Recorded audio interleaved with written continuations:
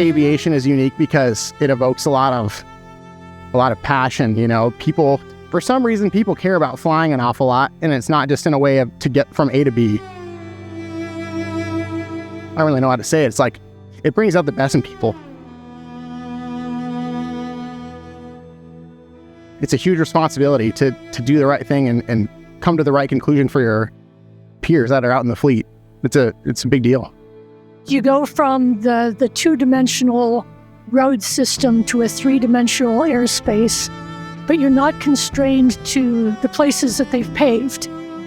Exploration, it's wired into the human DNA. Whether it's driving yourself to get to the top of Mount Everest, whether you're Shackleton trying to lead a team across the Antarctic, whether you're the first astronauts, going to the moon. And those guys, that were the first people to flip into a rocket, go to space. I'm sure they all had the same feeling of, I don't really know what's going to happen, but we're going to go do it. That is the human condition of exploration. That is in our DNA, and it brings teams together.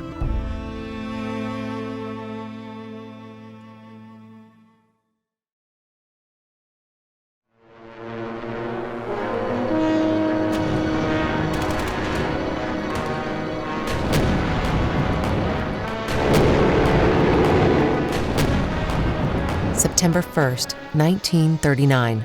Germany invades Poland. Warsaw becomes the first major European city systematically destroyed from the air.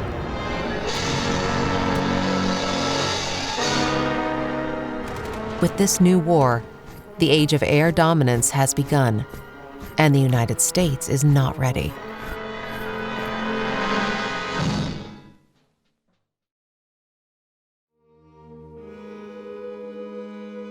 The U.S. enters World War II behind in air power, a result of isolationist policy and limited investment. But due to a few aviation visionaries, a foundation has been laid. On January 28, 1911, Lieutenant Theodore Gordon Spuds Ellyson takes off in a Curtiss grasscutter biplane, becoming Naval Aviator No. 1 and the Navy's first test pilot. Not deterred by the lack of funding for naval aviation, aircraft designer Glenn Hammond Curtiss personally trains Ellyson for the flight, with support from Navy Captain Washington Irving Chambers. Even with this milestone, aviation receives little funding or attention from naval leadership over the next decade. That begins to change in 1921. Congress establishes the Bureau of Aeronautics and appoints Rear Admiral William Moffett as chief. On March 22nd of the following year, the U.S. Navy commissions its first aircraft carrier, the USS Langley. And on January 1st of 1923, Moffett establishes the flight test section at NAS Anacostia. By the early 1930s, naval aviation has gained institutional footing, but it remains a dangerous and evolving field.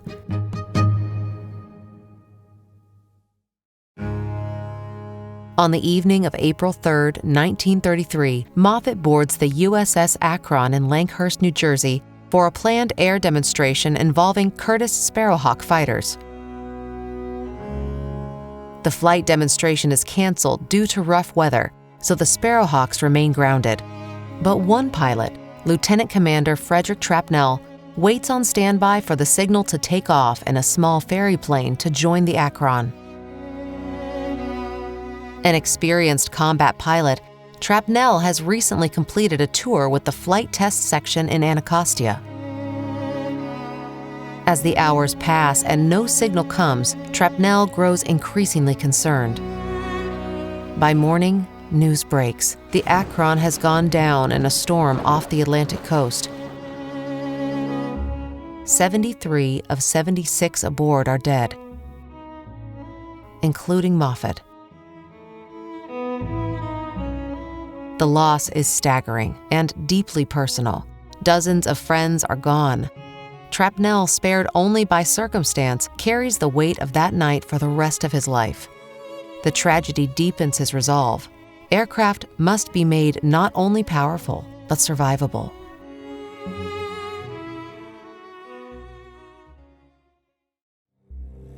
As the unrest in Europe and Asia escalates into war, it becomes clear that the success of fighter aircraft will be tactically critical in securing victory.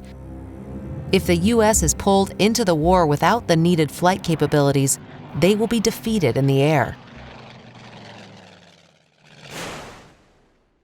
There was a cadre of testers up at Anacostia from the early 19-teens up through the late 1930s. Probably the best known one is a gentleman named Trapnell.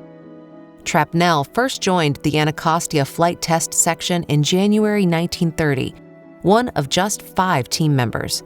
In those early years, flight test was more art than science, unstandardized and undefined. Through rigorous experimentation, discussion, and documentation, the fledgling team began to shape the field, establishing standard procedures and creating a new lexicon to describe the complex behavior of aircraft. In May of 1940, Trapnell rejoins the team as a senior flight test officer. It's a new era. Gone are the early days of shaping the developing field. Test is now inseparably linked to the looming threat of conflict. With one clear mission: create a fighter that can win the war.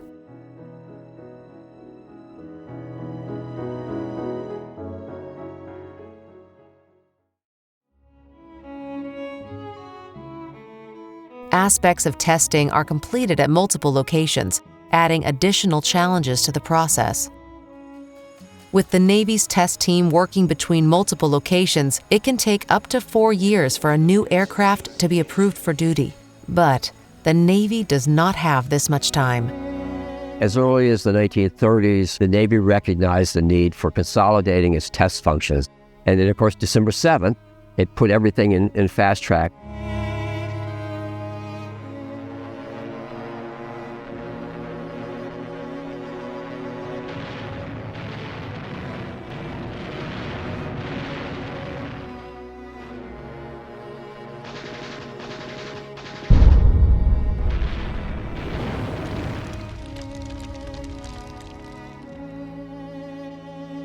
Japan's attack on Pearl Harbor shatters the illusion that the United States is untouchable and propels the nation into war. And a month later, the Secretary of the Navy authorized the design and construction of what was then known as Cedar Point.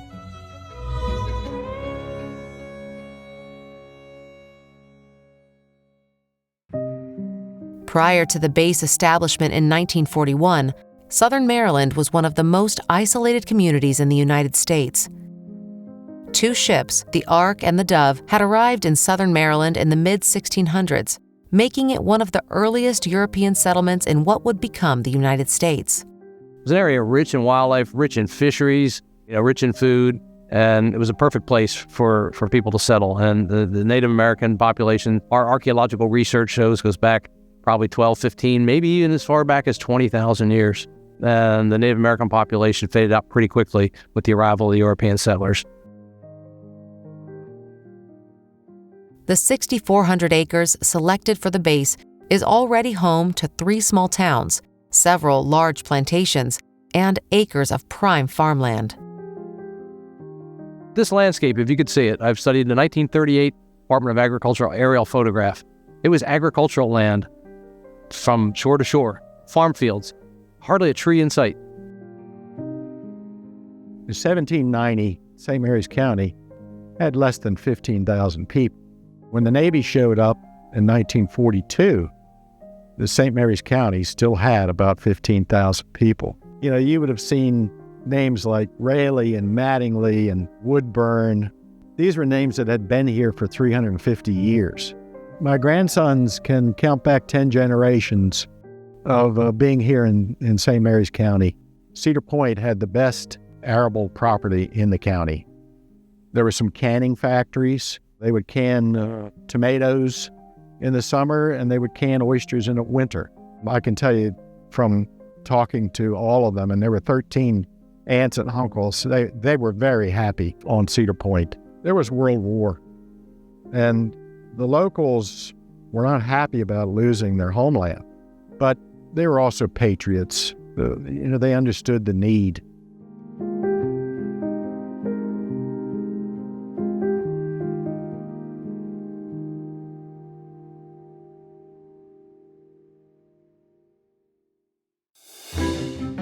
Ground is broken on the base on April 4th, 1942. Driven by wartime urgency, construction of the base begins before plans are even finished. With so much of the population called up for military duty, the early base construction effort was a catch-all for anyone able-bodied and available for work. There were thousands and thousands of men living here, and the Navy would send buses out to bring workers in. And there was gambling. It was very much a Wild West. Finally, on October 20th, 1942, the Marines are brought in to take over security. So many undocumented individuals are working on the base without the proper paperwork that it takes the Marines nearly 10 months to complete fingerprints, background checks, and finally secure the base and workforce. Over 2,000 arrests are made based on previous offenses discovered during the background checks. The Cedar Point Peninsula, where the rapid construction is taking place, is located at the confluence of the Patuxent River and the Chesapeake Bay. This remote location is in proximity to Washington, D.C., but away from air traffic congestion. This, which allows for weapons and aircraft testing, will be essential to the base's missions. But the remote location poses challenges as well. Intense modernization is required for the facilities and in establishing supply lines. You can imagine the massive amount of materials that had to be brought in. There were no paved roads down here. In fact, the story goes that when the truck driver was headed down toward Pax to deliver something, they said, just follow the dust trail. And the big dust, because they had 3,000 people working on building the base, big earth movers, and lots and lots of equipment. What was known as the Farmers Railroad, the Navy took it over and made it a U.S. Navy railroad and extended it all the way down to what is now Gate 1. There wasn't enough electrical power in southern Maryland. So all of these things, the Navy bringing a railroad down, upgrading the electrical requirements in the southern Maryland communications, huge impact on a very rural agricultural environment. With metal in short supply due to the war, new construction methods are needed to build aircraft hangars. And in particular, the concrete hangars are very, very important because they were the largest poured-in-place concrete structures in the country at the time that they were built. And they had great big, huge forms that they poured these things with. Forms were on railroad tracks. They were poured in sections because they would just run that form out, cross the ramp, and build, and then start another one. And you go back into the 1940s engineering journal, and there is a paper, an engineering journal that it talks about these hangars. It was pretty innovative. It's a German design. On April 1st, 1943, less than 1 year after construction began, Admiral John McCain officially commissions U.S. Naval Air Station Patuxent River. With wartime operations in full swing, it was all hands on deck.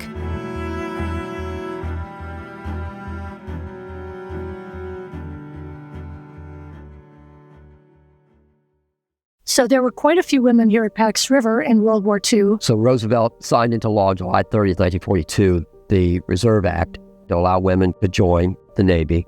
And by the end of the year, like 5 months later, there were 26,000 women had enlisted. At that point, they were designated waves, women accepted for volunteer emergency service. We hope that many thousands more will join the Navy to volunteer their services as this second year goes by, encouraged by their parents, their husbands, their fiancés, their friends, to do their part to help the Navy help the nation. There were 550 waves and 35 women officers which served at Pax during World War II.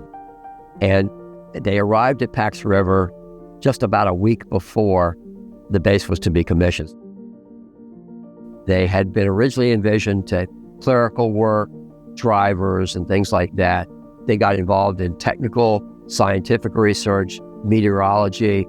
There were pilots, women pilots, used in World War II to ferry planes. That were supporting flight operations. They ran the towers, they were air traffic controllers, doing a lot of work to relieve men to go over the pond. After the war, the Navy realized how valuable the women had been, and so the Navy recognized the need to continue to allow women. So in 1948, they made the program permanent. At the end of World War II, there was a huge cutback They were extremely limited as to how many there could be, what ranks they could attain, what jobs they could do, but they were still foot in the door.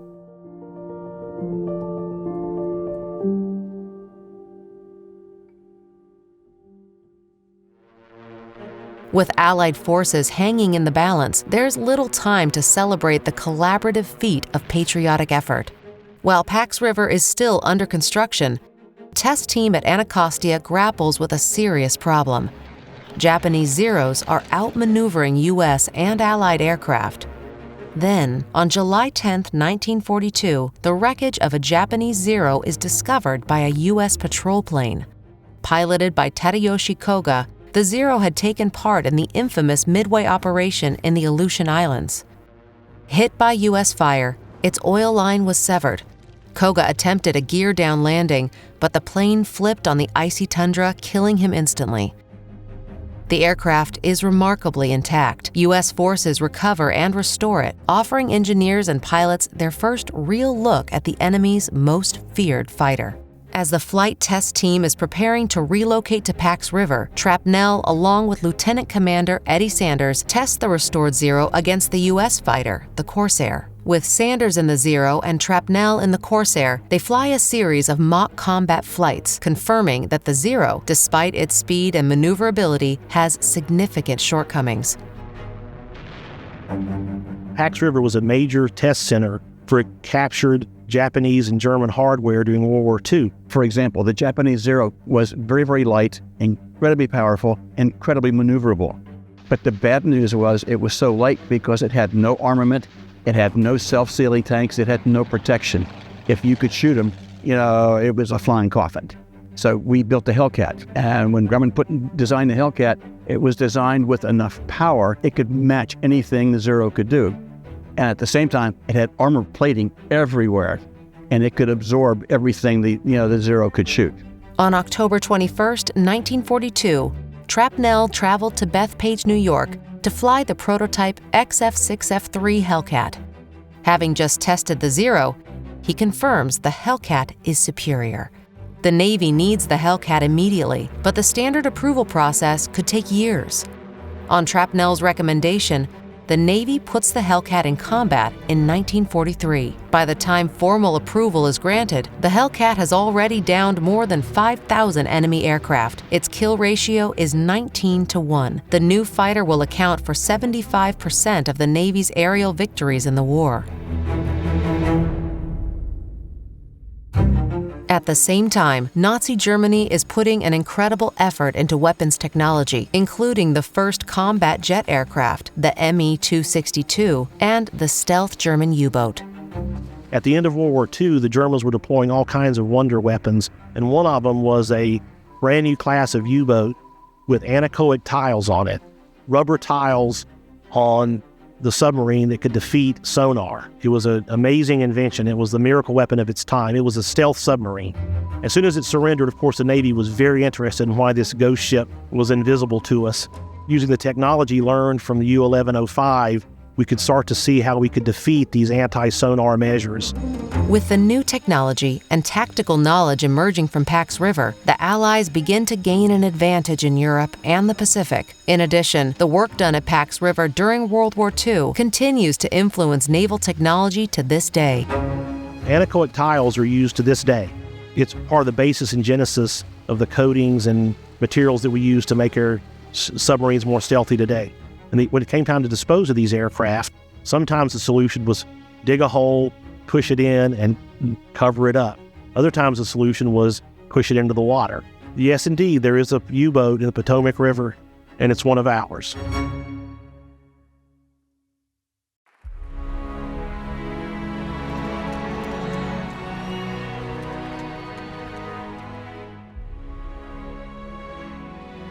The forces of Germany have surrendered to the United Nations.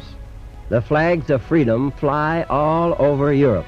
Much remains to be done. The victory won in the West must now be won in the East. As the war draws to a close and Pax River becomes the center of naval aviation testing, the need to train test pilots becomes more acute.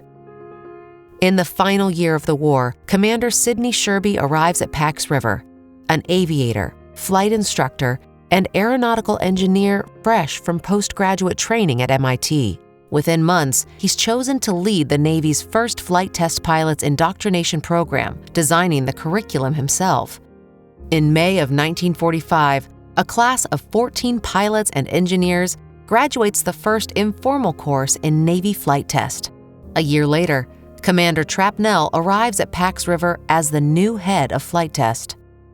Trapnell came down here in the mid-40s and started a test establishment. And so we need to figure out what it is that needs to be taught and how we need to teach it. Trapnell spends 2 weeks filling the margins of Sherby's curriculum with notes, firing off question after question.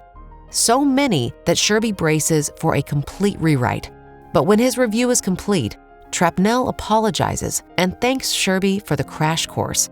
He declares the curriculum perfect. He was not challenging the material, he explains. He was learning it. Despite being an architect of the Navy's test pilot program, Trapnell has never had formal engineering training. The material was entirely new. Sherby later described Trapnell as having uncanny engineering instincts.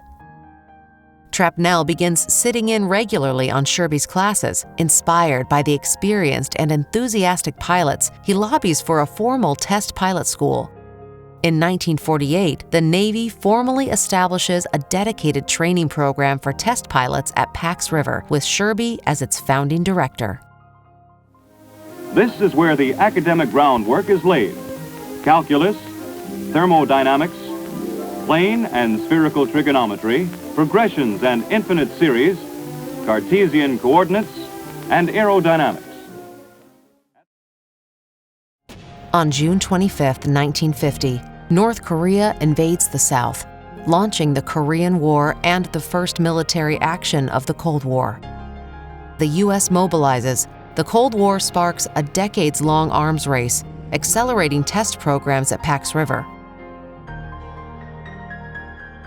The beginning of the Cold War coincides with the advent of the jet turbine engine, pushing Navy aircraft to new heights and speeds, and introducing entirely new challenges.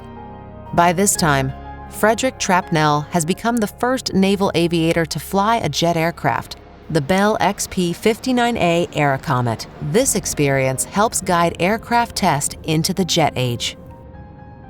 The Navy's wooden carrier decks are no match for the sheer force of the new jet aircraft.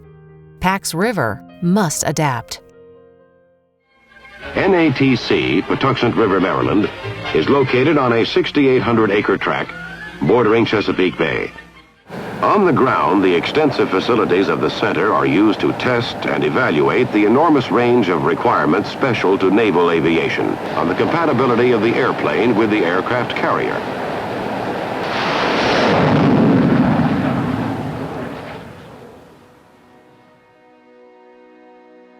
The aspect that makes naval aviation completely unique is the fact that we land aircraft on boats. In 1954, Pax River builds a steam catapult with arresting gear called the TC-7. The TC-7 is a very important capability that Pax has. It is flush with the runway. If you don't know what you're looking at, it just looks like another piece of pavement with some exposed steel.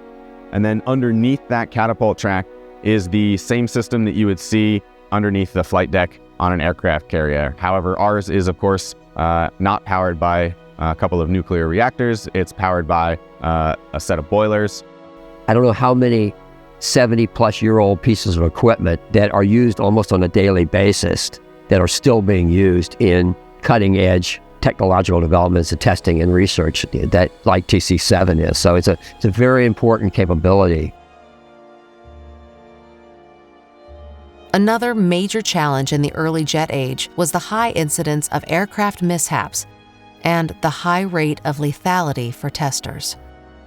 We had, unfortunately, a high accident rate. The aircraft motors that we have today are much, much better than the motors we had in the old days. We didn't have the instrument landing systems that you have today. That stuff didn't exist. There were no computers.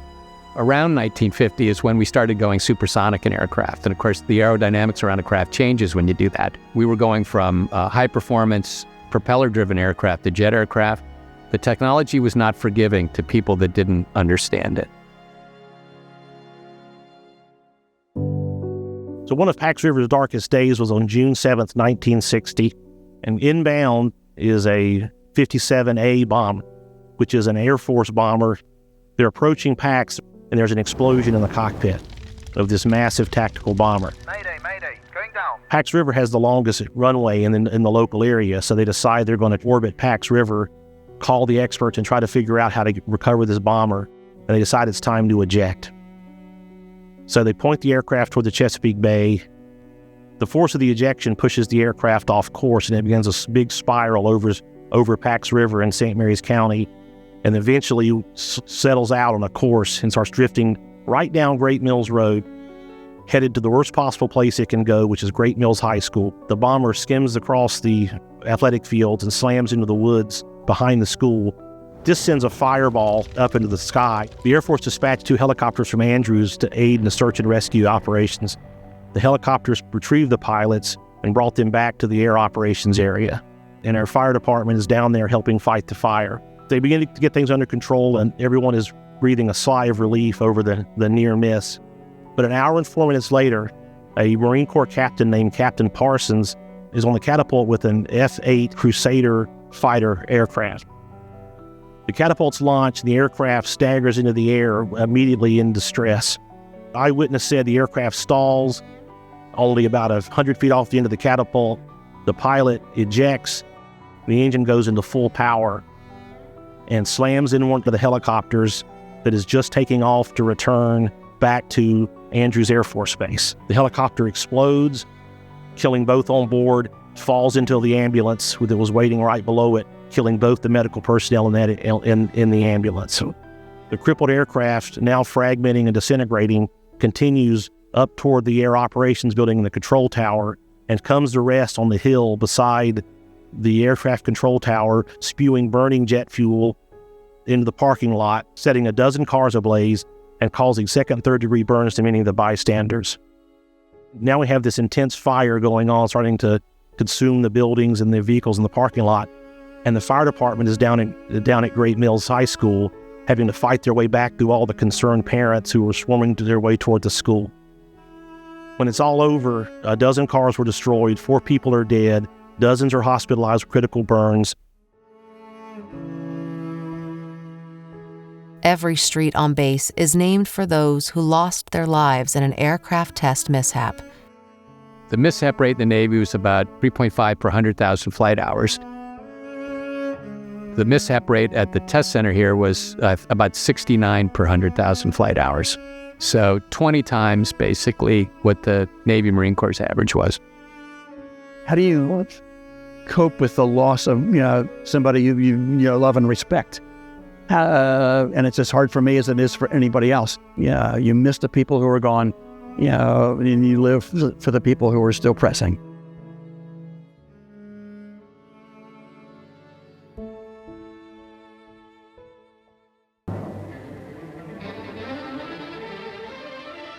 The issues of carrier suitability and lethality highlight the need for intricate communication between engineers and test pilots, also known as project officers. Naval aviation today is diversification. Engineers, really wanted to say, just tell me what you want build and I'll build to it. The pilots will say, well, I want the aircraft to handle well. I want it to behave the way I want it to behave. And it wasn't until we started putting pilots and engineers in the cockpit together and they shared this experience that they were able to articulate both of those things in a way that allowed us to build aircraft that satisfied the need. Training pilots and engineers takes a central role in addressing the new challenges faced in the jet age. On June 12, 1958, the program becomes the United States Naval Test Pilot School. You've got to remember, back in the old days, there were no computers. There was never a 2-seat Hellcat or a 2-seat Corsair, which meant that your first flight in the airplane was the first flight. So the instructor pilot couldn't be in the airplane with you. So what they would do, the student lines up and he's in one airplane, The instructor is in another airplane, and you would do what they call a section takeoff. The student would sit there, and he's trying to feel the airplane out, and you could just see it start moving. The instructor pilot would move out, and it's basically talk. And as they're sorting it out, then they'd come back together. By the end of the first flight, they'd come back into the field for the entry, what they call the break turn. And basically, you would see the student just do a perfect break turn followed by the instructor. Well, if you look at what tools were available to testers in the 60s and 50s and 40s, and before that, from the dawn of aviation, we live in a world where we can find out so much about what an air vehicle is going to do without ever doing it, that buys down a ton of risk to the operator. I would say I still have not, put the straps on a V-22 and not had a clear idea of what the outcome was probably going to be.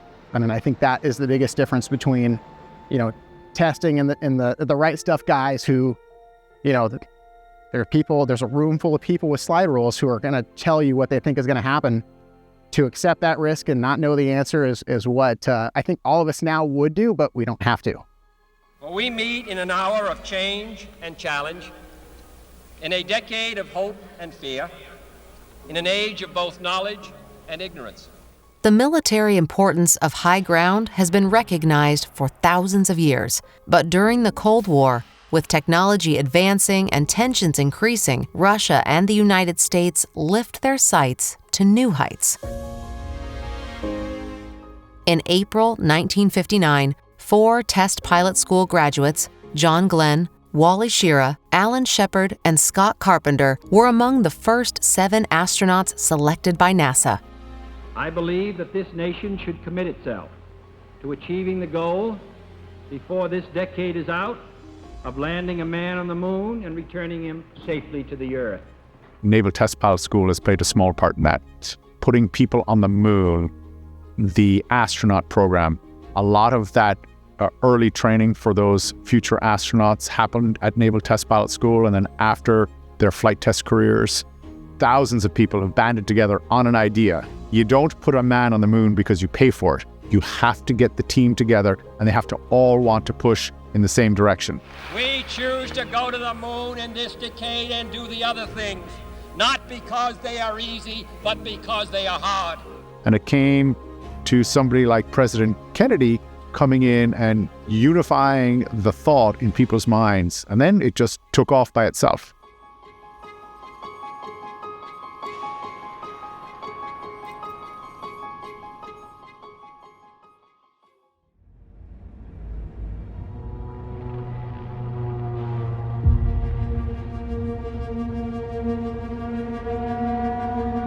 This evening, I came here to speak to you about Vietnam.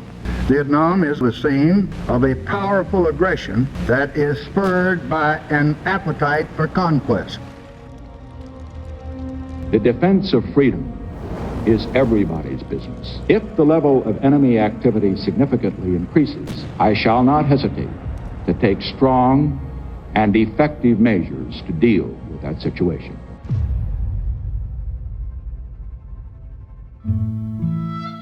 In March 1965, the United States enters into a conflict with Vietnam.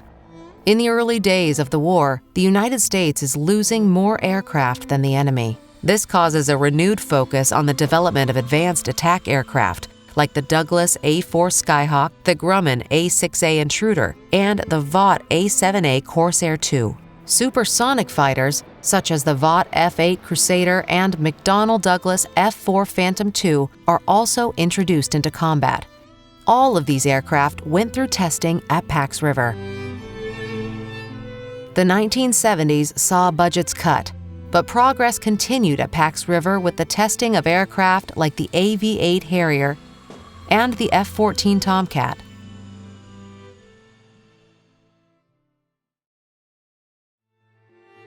My career path started with Navy ROTC. Lieutenant Karen Thornton and I were assigned to 2-month deployments on NATO exercises. Captain Jerry Brest was our skipper. He says, "Well, Colleen, what are you going to do?" And I said, "I don't know. And he'd gone flying with me that day, and he said, "Have you ever considered test pilot school?" I applied and found out 2 months later that I had, in fact, been selected for the class, which surprised me and worried me because I was not an engineer at Purdue University. My second interview was with the XO, the executive officer. He looked at me and he said, "I expect you to work hard. If you can make it, you will make it." My classmates could not have been more supportive. Everybody helped everybody. And that's about the only way to get through the crucible, if you will, of the Navy test pilot school. It was the hardest thing I've ever done. I've never worked so hard. It was a very proud moment to have my name called along with the other 30 members of my class at the graduation to just be announced as a graduating member of the class of '83. I don't think I stopped smiling for a week.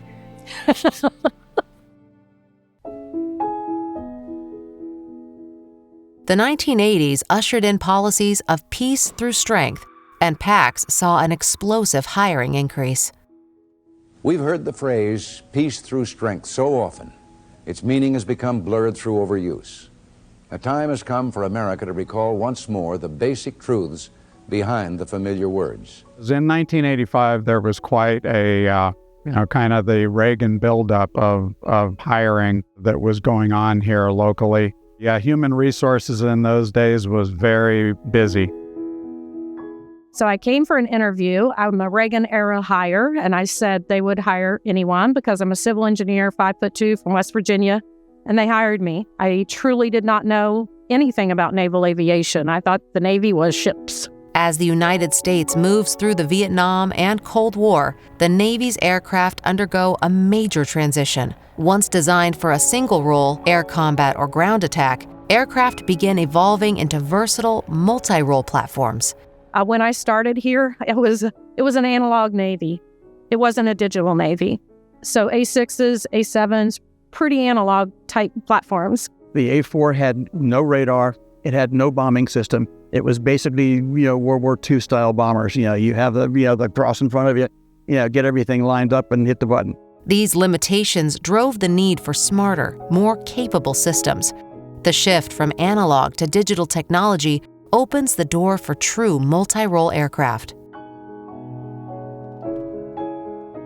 The A6, it had virtually no ability to really defend itself, certainly not from an offensive perspective. There would be fighters overhead that would provide that cover. That started to transition with the F-18, which really was the first kind of multi-role aircraft that the Navy was procuring from a fast jet fighter attack perspective for on the carrier.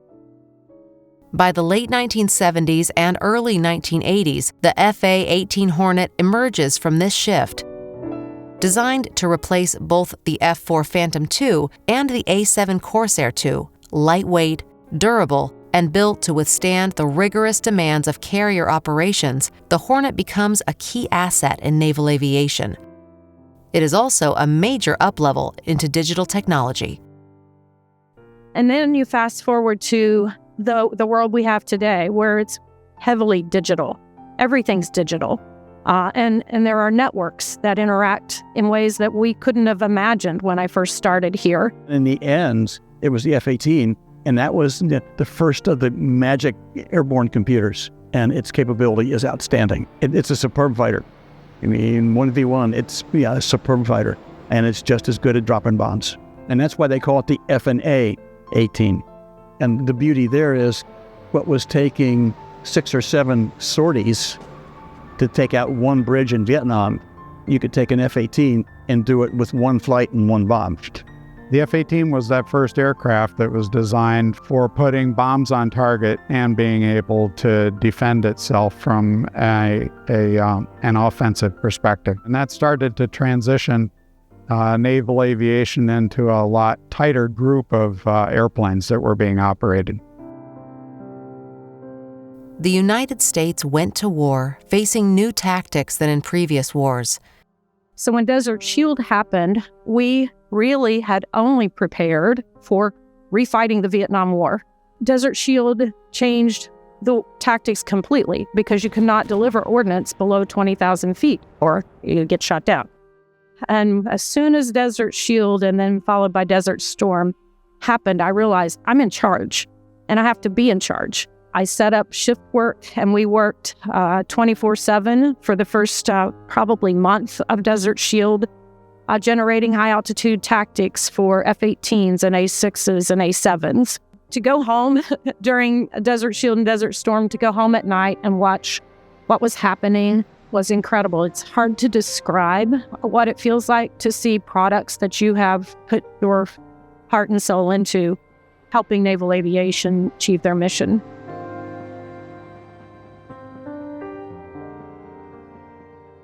The conflict with Iraq ended in early 1991 with a swift U.S. victory. Just months later, the Soviet Union collapsed, bringing the Cold War to a close. With no major global adversary remaining, the United States emerged as the world's only superpower. The new geopolitical landscape also triggered the largest post-war military drawdown since World War II.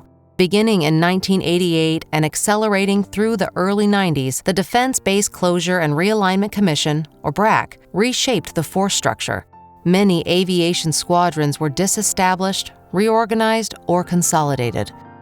While numerous naval facilities were closed or realigned during the 5 rounds of BRAC, NAS Patuxent River and the state of Maryland ultimately saw a net gain. Between 1991 and 1995 alone, Pax River added more than 6,800 Department of Defense jobs.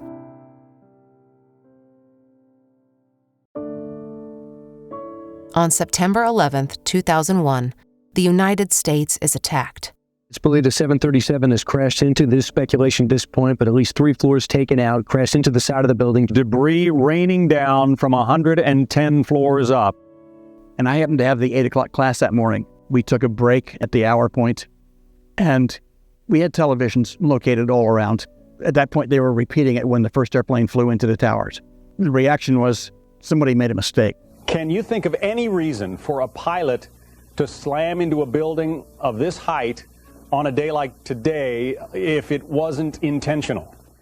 We went back into class, and within 45 minutes later, the second airplane hit. There was another one. We just saw another plane just flew into the second tower. And they interrupted class and sent everybody on base was sent home. Although Pax River was not directly involved in the attacks, its location just 60 miles southeast of the Pentagon meant that the base, which had once felt so isolated, now required stronger security measures. Basically, everything changed. And it's been that way ever since.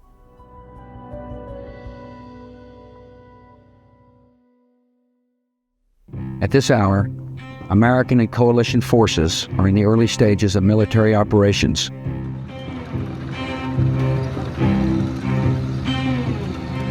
Suicide bombers, insurgent attacks, roadside bombs. The bloody litany goes on. Body armor changed, helmets changed. Almost everything from the soldier up has changed in this war.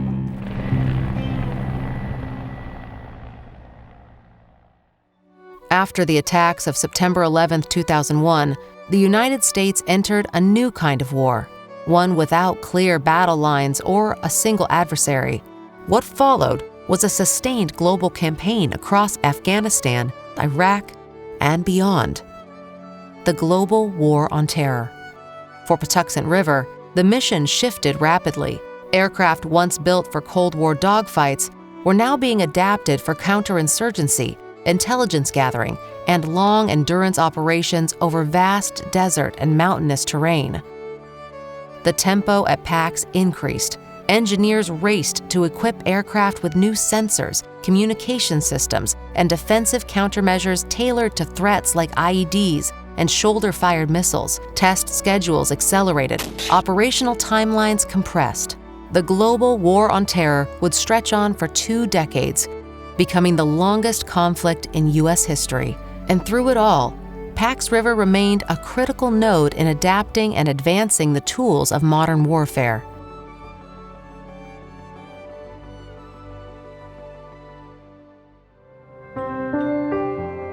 As technology and tactics are developed in accordance with world events, the multi-purpose aircraft entered a new age, with Pax River personnel taking a driving role in the development. I actually started on F-35 before it was F-35. It was the Joint Advanced Strike Technology Program. Being on the F-35 team was just kind of the place to be at the time. It was ex-airplane mentality. F-35 is it is a whole different game. There is a lot more thought about tactics and what can I do with the aircraft, more so than how to fly the aircraft.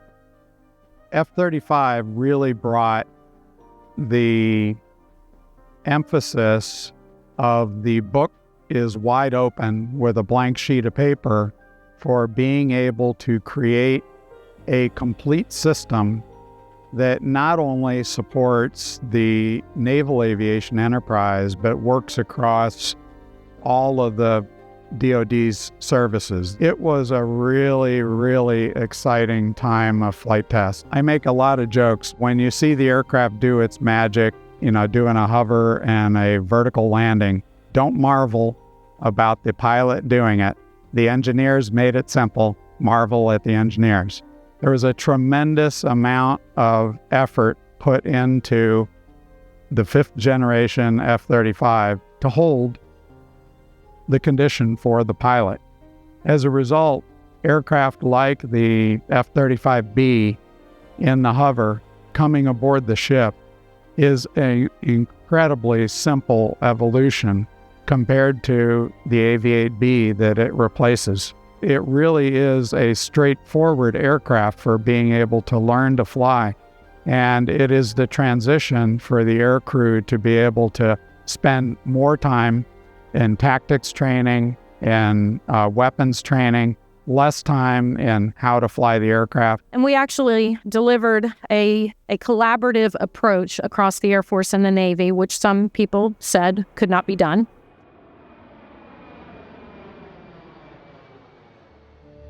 In the midst of a pandemic and heightened global tensions, the U.S. Navy aircraft carrier USS Carl Vinson is preparing to deploy.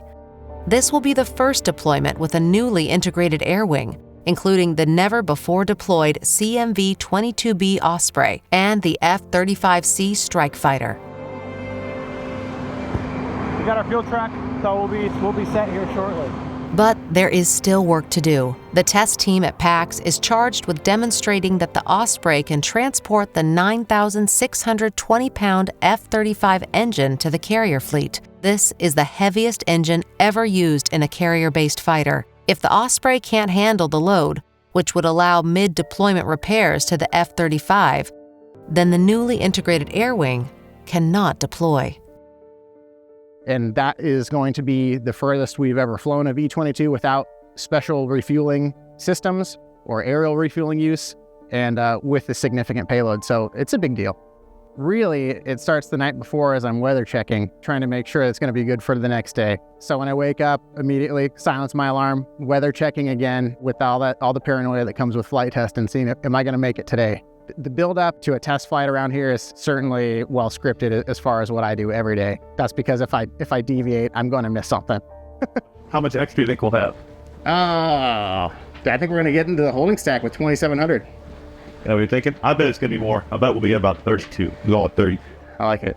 Taking bets. Yep. When I graduated from TPS, I knew I was coming to Navy V-22. So basically from the minute I checked in, all roads have been leading to this event. You guys ready? Ready. All set. Okay. All right, we're here to brief Aircraft N1, test 110, flight 45, CMV perf, maximum range demo. Good. Thanks, Scott. I had never flown with these guys before until today, as it happened. So they do fly with the whole team a lot for various things, but I personally have not flown with my own test engineers until today. So it's a feel-good moment, which I try to have all the time. Due to the unique struggle of the COVID-19 pandemic, carrier deployments are lasting months longer than usual. Many carriers are overdue for servicing, and the crews are overworked and missing home. The success of today's test is crucial in order for the USS Carl Vinson to deploy and relieve the fleet. During the flight, we're going to get away from Pax River, get up to our altitude using a mission representative climb, and just start trucking. 6 hours after takeoff, the V-22 returns. The test has been a success, proving that the V-22 has the right stuff to meet the mission. You have this whole team coming together in the cockpit with a common goal. It's just really cool to see everyone can come together and do that. On August 2nd, 2021, the Carl Vinson successfully departs its home port in San Diego. It is the first carrier to deploy with the CMV-22B Osprey and the F-35C Strike Fighter. Carrier onboard delivery is a critical mission to, Navy success as far as carriers go. Whether you need people, we need high priority parts because things break. And every once in a while, you need an Amazon Prime package while you're at sea for 6 months. And, a V-22 from now on will be the thing that brings it. Now, Pax River is at the forefront of a new capability, unmanned aircraft. I see the future having much, much more unmanned in our mix. It's not just about naval aviation, it's about the whole fleet and giving the capability of aviation, that was a game changer in the first half of the century, totally changing warfare. And so I can give that tool of aviation to anybody now, to a ship, to a soldier on the battlefield. When you think unmanned aviation, not a lot of people think about the smaller unmanned drones, but the smaller unmanned drones are really where you're going to see that huge technological advance. Do you think you're going to get to go today? We're really hoping so. The small unmanned world is developing rapidly with what is coming out of Ukraine and Russia and that war. There are missions executed that a group of 8 Marines would do before. So delivering, say, bullets to the front lines, you would send a group of people out to execute that mission. The unmanned technology is allowing one item to go into harm's way, and it's not even a person. It will save lives, but there are some problems and challenges that are really difficult to solve. You're taking parts and pieces that typically wouldn't be put together in order to facilitate what the need is, what the problem is. I think that a human decision element is always going to be important in aviation, specifically in tactical aviation. I do see more and more of the basic functions of the aircraft being taken over by autopilot systems. I'm sure that almost everyone has heard of the AI that did some dogfighting simulations with a pilot and beat the pants off of him. And I don't know whether we're ever going to allow an AI or a robot to make a life and death decision in an aircraft. I think that decision is always going to rely with a human at the controls in some form or another. Technology is ever changing. Unleashing your mind to think of ways to use technology in ways that has never been done before, being innovative and creative, and having the knowledge to do so, having the technical underpinning to allow you to use your mind in ways that just unleash your creativity.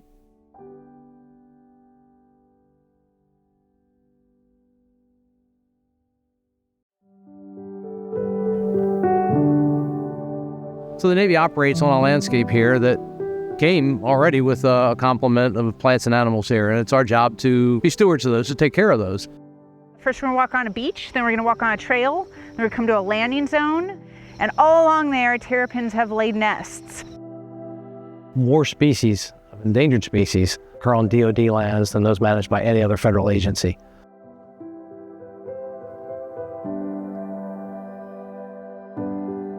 We've got, let's see, raccoons, fox, skunk, possibly coyote. We tried to manage the species here to keep them from plunging, over the edge into the world of listing as an endangered species, and we've done that with good cooperation from the Navy. There are plenty of examples where rare species, endangered species have impacted military missions, even shut down operations. And in order to be able to continue its mission, to carry it out unimpeded, we have to find ways for those two to coexist. So an active management program either manages the endangered species in one place and the mission in another. Our base environmental program goes all the way back to the early 1970s.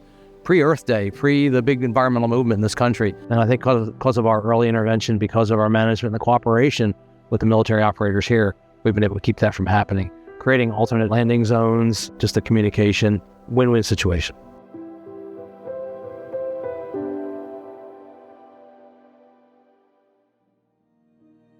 Here's the first one there. I'm sure they're all hatched. Look at it. It's so cute. We can put some water on him afterward and see his colors. Wow. 5.9 grams? Yeah. The Navy, probably more than any installation, has got to address the impacts of sea level rise. The military service, it's a coastal service mostly. And this species right here, this diamondback terrapin, may be a great monitor, great indicator species for the impacts of sea level rise. We may hold the future of the survival of this species, at least in the middle of Chesapeake Bay here at Pax River. That's quite an obligation.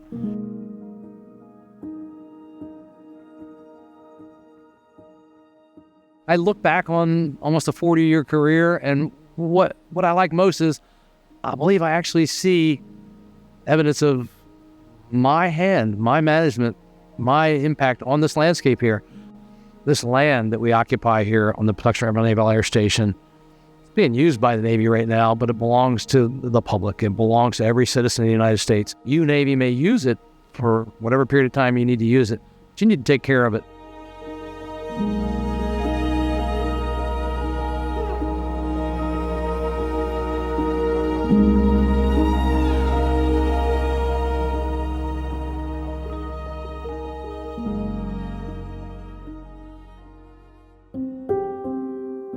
Innovations occurring in naval aviation today still find their genesis in the standardized training originally developed by Sherby, Trapnell, and others. It is by far the biggest of the flight test schools. So when we talk flight test schools in the world, we generally talk the big four.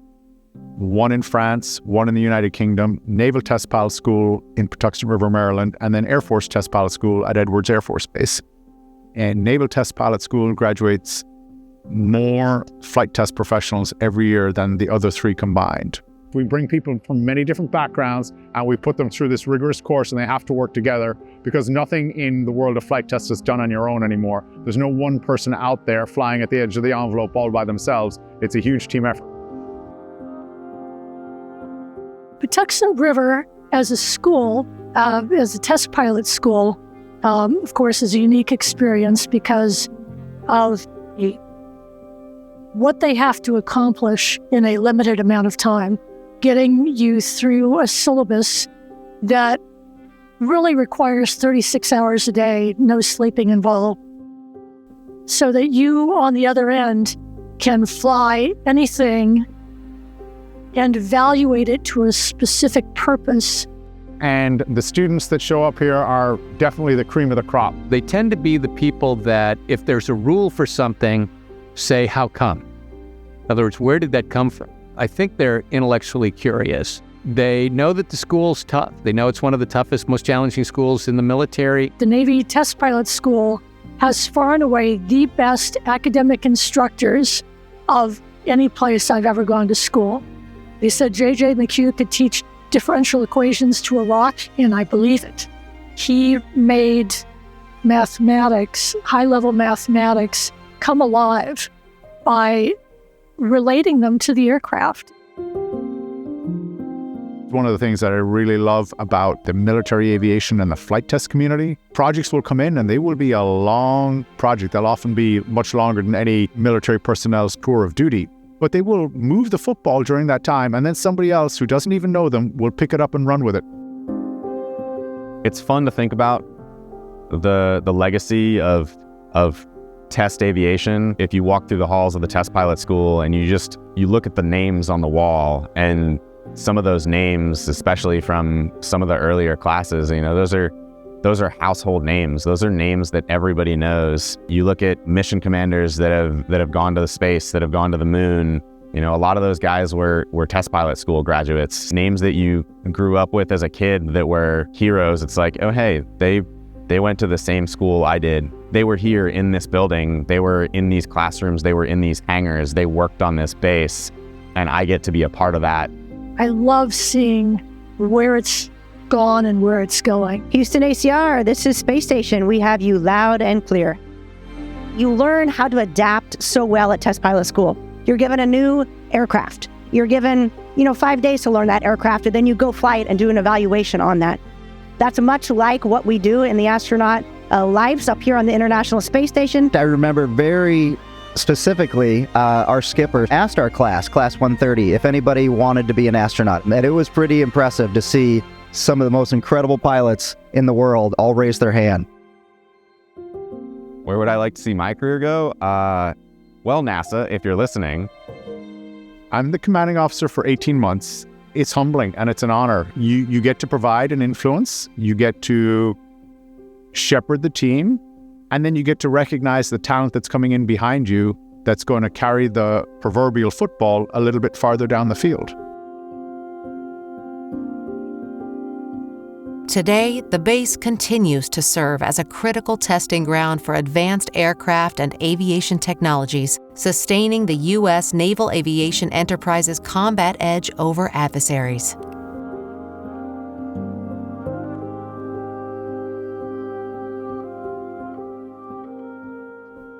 Well, I contend that they commissioned the base April 1st, 1943. It wasn't complete, and it's never been complete.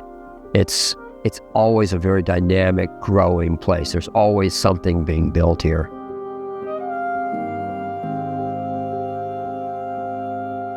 Although it'll be a sad day when the very last F-18 is on sticks.